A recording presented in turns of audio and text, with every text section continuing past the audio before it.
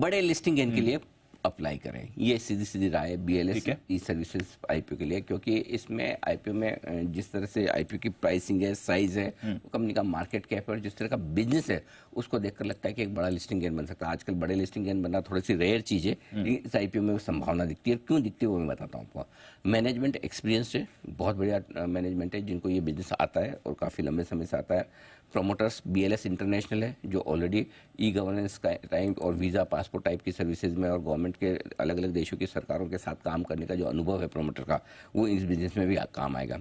निश बिजनेस है और यूनिक बिजनेस मॉडल है। थोड़ा ई मुद्रा आप कह सकते हैं इसके आसपास है हल्का फुल्का, लेकिन ये एक अलग तरह का बिजनेस है जो आपको ई सर्विसेज देने का काम जो करती है कंपनी बैंक्स को और सरकारों को।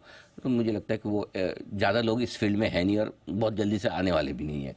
ग्रोथ ट्रैक रिकॉर्ड बहुत स्ट्रॉन्ग रहा है, भले कंपनी की हिस्ट्री 5-6 साल की है, 2018 से ढंग से काम शुरू किया था, 2016 में कंपनी बनी थी, लेकिन उसके बावजूद लगातार एक्विजिशंस करते रहे, अपनी साइज बनाते रहे।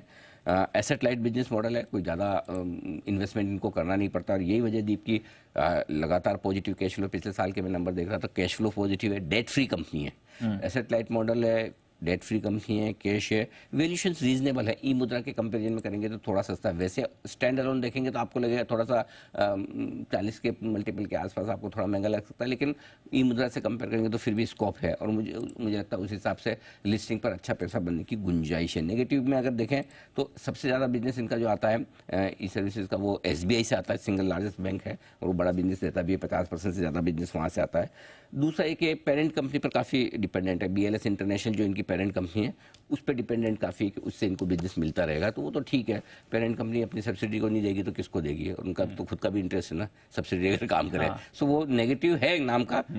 सो मुझे लगता है अच्छे बड़े लिस्टिंग गेन के लिए BLS इंटरनेशनल, माफ कीजिए, BLS ई सर्विसेज में ऐसा लगाना चाहिए, बिल्कुल लगाना चाहिए। ओके, लॉन्ग टर्म का जहाँ तक सवाल है हम देखेंगे लिस्टिंग कितनी ऊपर होती है, उस हिसाब से फिर आगे देखेंगे। ठीक है, चलिए।